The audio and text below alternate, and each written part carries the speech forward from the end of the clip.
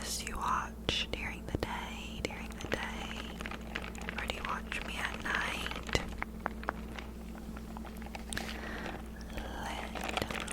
Little bitch know. I know there's some people I kind of like watching more so during the day for like just relaxing my mind while I'm working, while I'm cleaning, that kind of thing. And then there's people that I like to watch strictly before bed, like that bitch is gonna put me to sleep, you know. And then there's some people who I do a mixture of both depending on what they post. I feel like there's a hair stuck to my head, but there's a hair stuck to my head this whole video. Forgive me.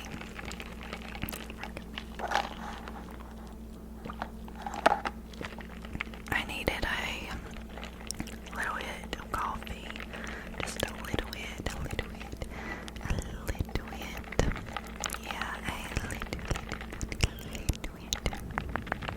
I haven't had any coffee yet today, and it is 10:44 a.m. I got up at 7 a.m. this morning. It's almost 4 hours with no coffee. It's not good. It's not good for my soul. I'm just getting my coffee, getting my little hit of dopamine from it. Little hit. My little hit. My little hit of dopamine from my coffee. I swear coffee it really does give me that dopamine hit. It makes me feel good, like ready to fucking go.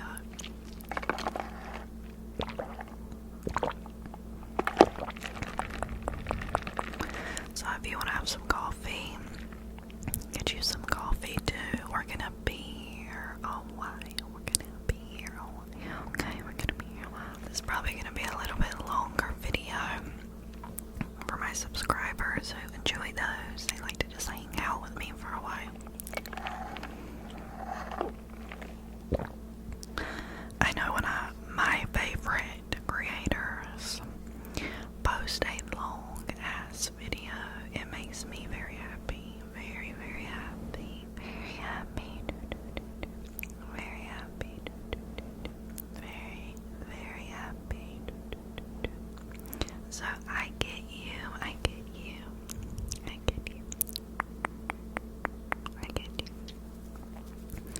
I hope y'all are enjoying this ear to ear.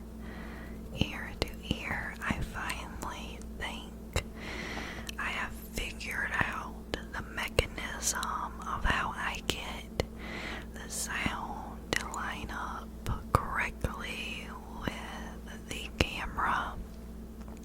Before, I was having to like flip the camera in editing, like flip the video so my face to you would look backwards.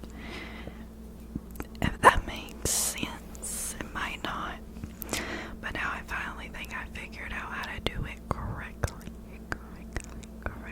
where I don't have to flip the video. Oh my gosh. It's a learning curve, y'all. I swear, all this editing camera, because I'm using a camera, not just my iPhone.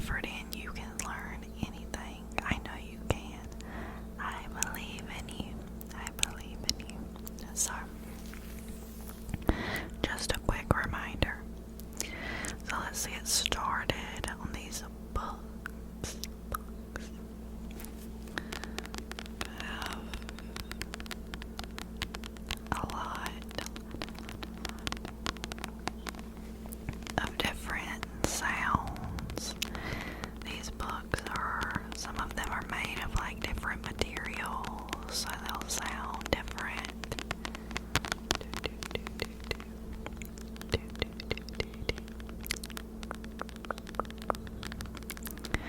But this is the first book Lacey has sent to me right here. See the beautiful blue cover with the sunflowers. Look at those pretty sunflowers. This one is called Lulu's Cafe by D.I. It's a novel. It says, some scars don't ever heal, she whispered. No matter how awfully bad you want them to, they're just too deep. They're just too deep. That sounds intriguing already. But this is a novel, which I am happy about because I just really want to split my reading up into, self-help, that kind of thing, books that I'm learning things, more educational books. But I also want to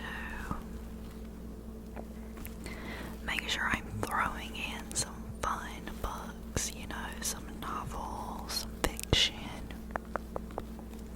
I don't just want to always be reading books where I'm learning or doing self-help or that kind of thing.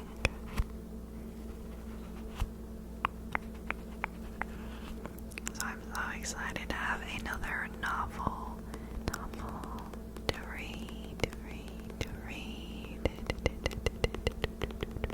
If you've happened to read any of these books that I'm going to show you, feel free to let me know below if they were good.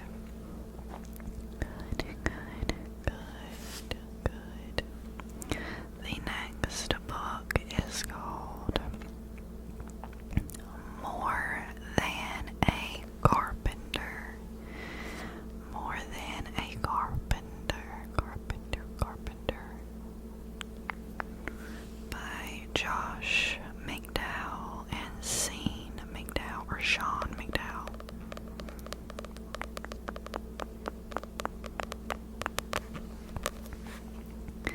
A lot of these books, not all of them, but a lot of them are, I don't know if they're Christian based or just religion related in general, but they are a lot of like religious type books. Lacey has listened to a lot of my videos where I've been talking about my curiosity. If y'all don't know, I've talked about before, but I did not grow up religious at all. Religion just wasn't in my home. Never talked about it. Never went to church. Nothing like that. My ears just itching, y'all. I don't know why. But as I've gotten older, and even when I was younger, I was around a lot of religious friends in my community. A lot of people, most people I knew, went to church, were religious, and I was always very curious and kind of, well, to be honest, in my youth, I was kind of jealous in a way, which is weird, but it was because I would just see people had this thing, this faith that they believed in, and it seemed to give them like peace and happiness and kind of answers to things.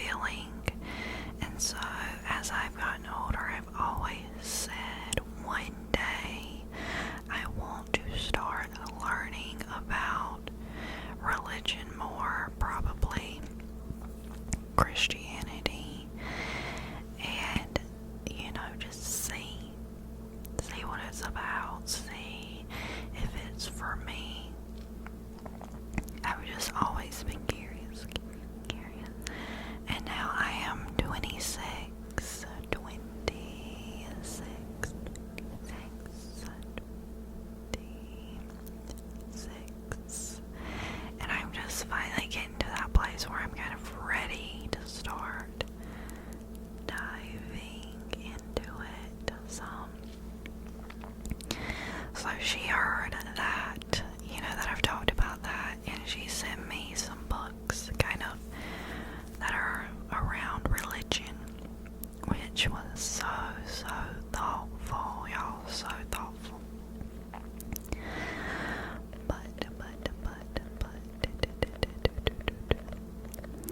my boyfriend, he saw this book and he hasn't read it, but he was like, I've always heard this was a really good book, is what he told me. He actually has wanted to order this, so I think this will probably be good. It says, skeptic Josh thought Christians were out of their minds. He ridiculed and insulted them, then decided to combat them with his own thorough research to disprove the claims of Jesus Christ. To his surprise, he discovered that the evidence suggested exactly the opposite. That Jesus, instead of being simply a first century Hebrew carpenter, truly was the God he claimed to be. Y'all, I realize my reading right then was just so bad. Like, I kept getting stumped and like fucking up words. I am just tired, I think. I don't know. Excuse that very poor reading. My ear is itching. Like, I'm struggling, y'all. My ear is itching. I can't read. I think I need more coffee. But I am excited to read that. Lacey and my boyfriend, he's definitely gonna read that book too. But disclaimer, I just want to say, I hope y'all know I don't judge you if you are religious. I don't judge you if you're not religious. I'm not trying to push anything on anybody. I am all about, what my favorite damn thing word is, freedom, baby. We are in the USA. I'm in the USA. Freedom. Freedom to do what you fucking want. I don't care what you fucking do, as long as you don't kill people and, that kind of thing. The truly bad things. But other than that, I don't care what you do, what you believe in. You do you, and I'll do me. And that's just how it needs to be. Unfortunately, with social media, it feels like things are getting kind of in a bad direction with that, because people want to tell other people how they should live their lives, and I'm just like, I'm not about that. I don't care what you do. I could care less. I just want to be left alone to do what I want to do, and I want to leave you alone to do what you want to do. There might be things that you do that I don't particularly agree with, and I wouldn't do them per se, but that doesn't mean I'm gonna try to tell you, oh, I don't agree with that, so you don't need to do it. Like, no, I don't agree with that, but that's my business. It don't got nothing to do with you. You do you. It don't matter what I think about it. I'm not gonna tell you and try to push my beliefs on you.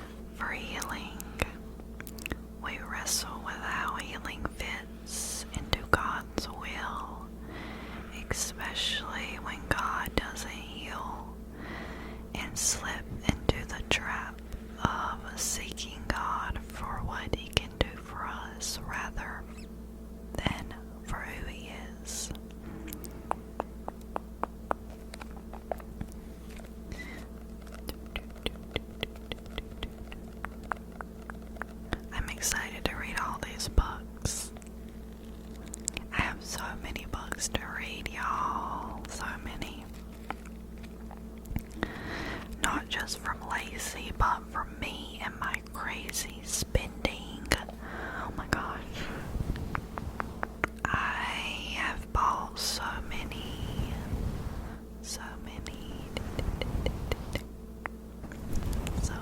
books over the last couple of years, and so they have just been stacking up around here, which is not a bad thing. I mean, I'm blessed and happy to have so many book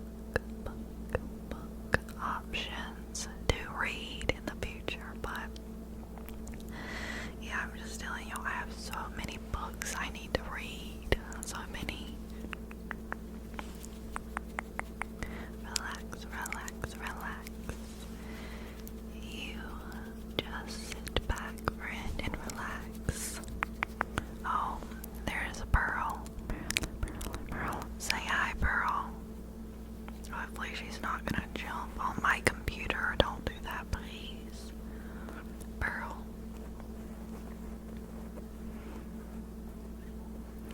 This is my baby Pearl girl. Pearl. Hi, Pearl. Hello. I know y'all always like when you get to see the cats.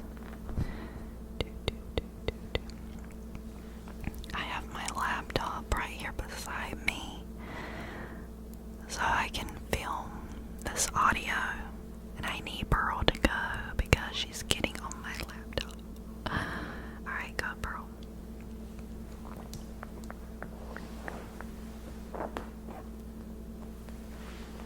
You've got to go. You've got to go. Bye-bye. Bye-bye now. She is my baby girl. I love her. But it's just not a good time right now. I don't know if y'all can tell, it's so very small, but on her chest, she has a little white spot. It looks like a little pearl, like she's wearing a little pearl necklace with one pearl. That's why her name is Pearl. Which, I didn't give her that name. Is my man's mama gave her that name. This was one of her baby cats that they had, and they gave her to us. So my firstborn baby boy, Lily, would have a friend. And yes, I'll go ahead and explain this because I got a comment before asking about Lily. My other cat, Lily. They were asking if he is a boy, which is so funny because yes, he is a boy, and his name is Lily. Now, in my opinion, I wouldn't necessarily name a boy Lily. That's just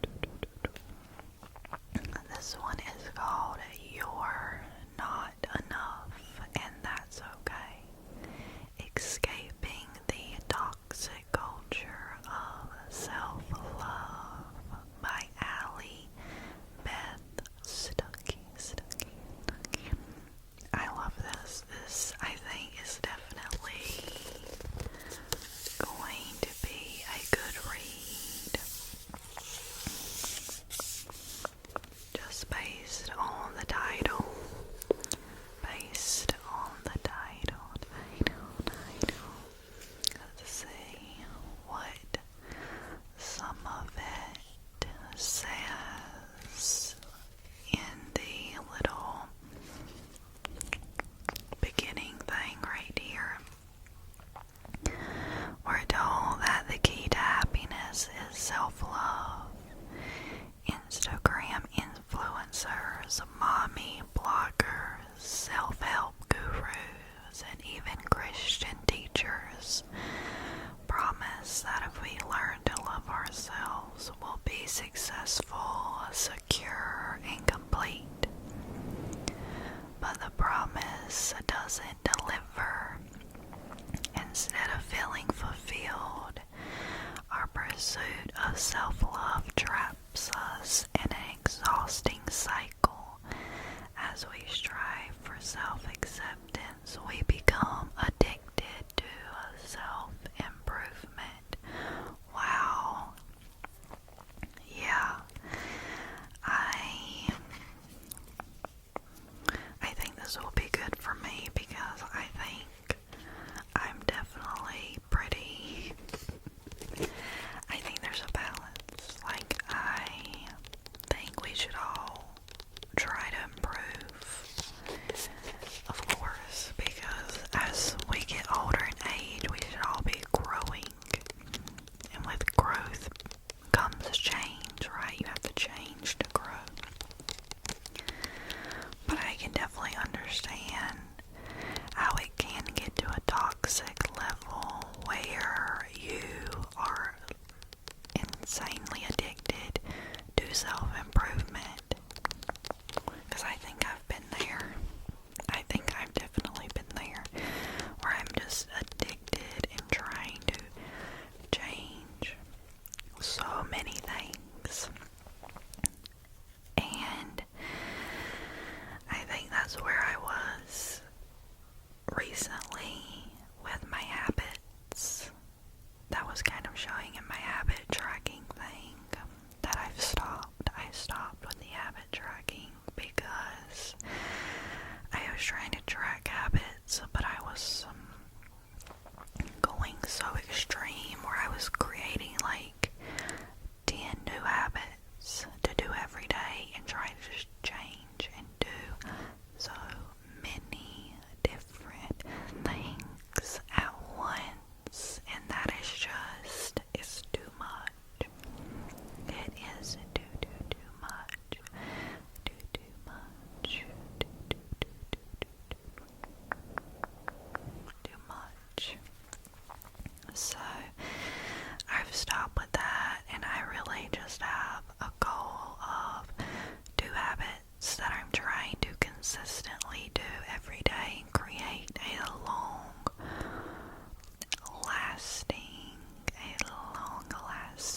habit.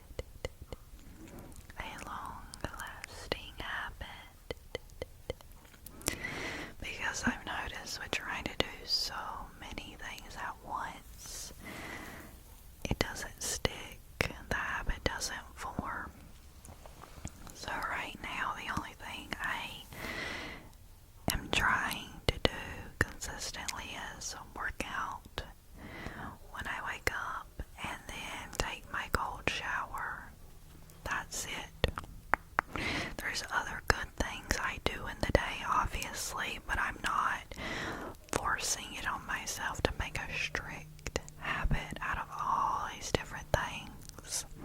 If I accomplish other good things in the day, wonderful, wonderful, wonderful, but I'm not tracking it and putting all that pressure on myself to do all these things.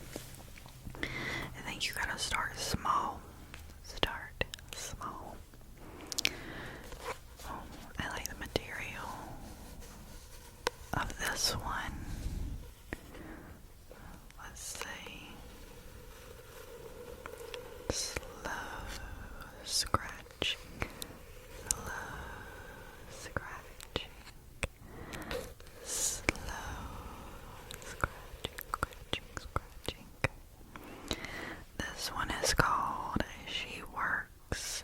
this way: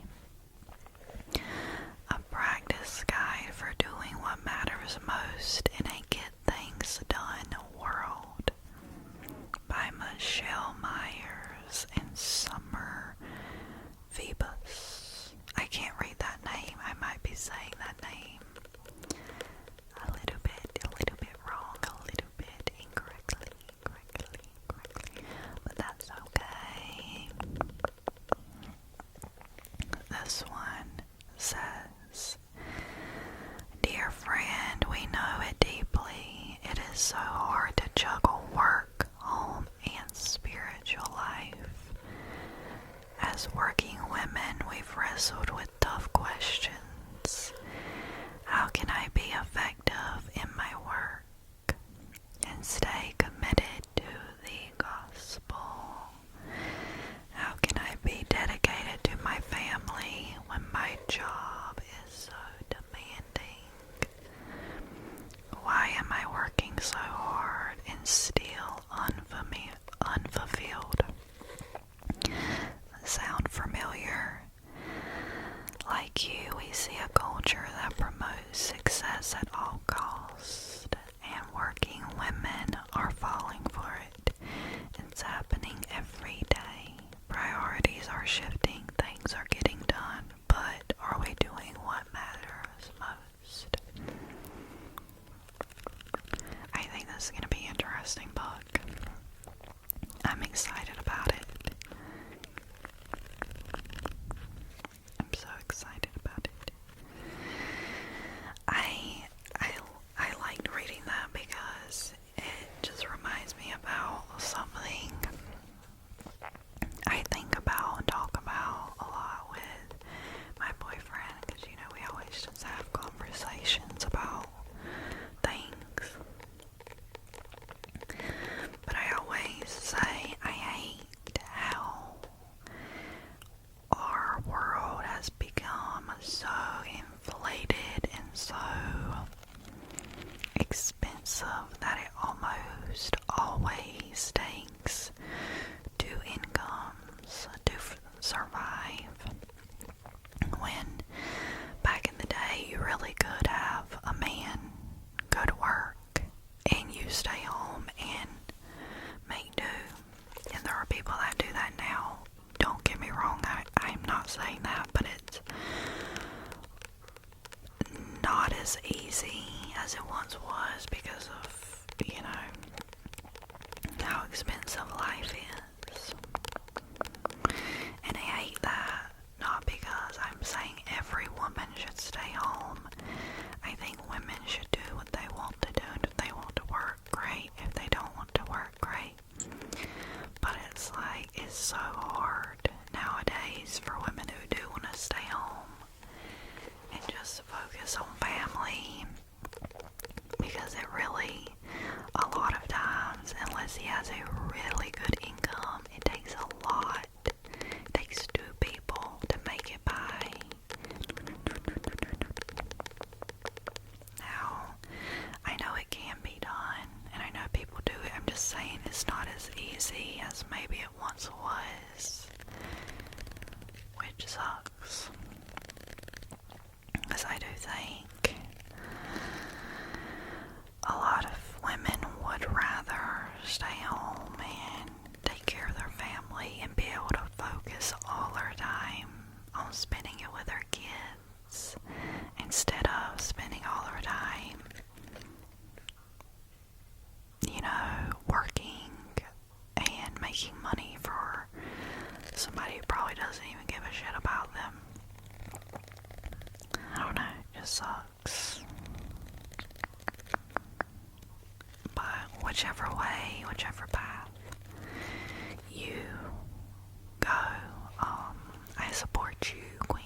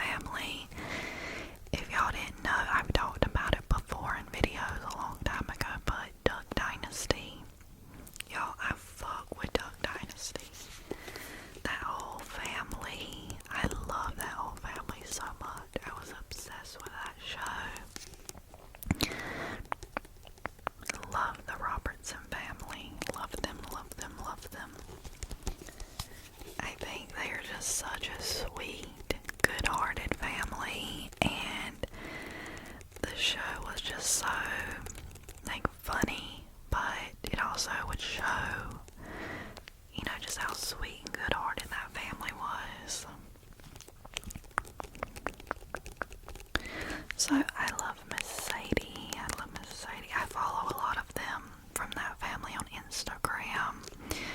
I sometimes I don't listen to it all the time, but the grandfather, Phil Robertson, he has a podcast with his two sons, Chase and I can't remember the other son's name, but I listen to that podcast here and there. Not all the time, I should more, because I love them, but thank you for this. I'm excited to have her book. I love Miss Sadie. I love her. Next. This one's a cool texture. It's a cool texture. Jesus Calling, Enjoying Peace in His Presence by Sarah Young. Oh, and look, the pages are like blue.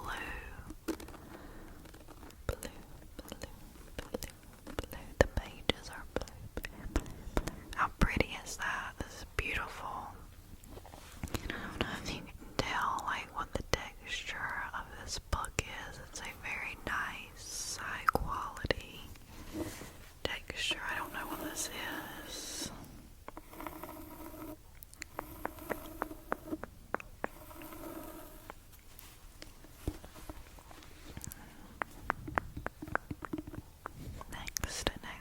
Next. I'm trying to hurry a little because I don't want my camera to run out of time. Next, we have this book titled Life Can Be Good Again. Putting Your World Back Together After It All Falls Apart. After it all falls apart. Well, I like the sound of that. This definitely sounds like a helpful book.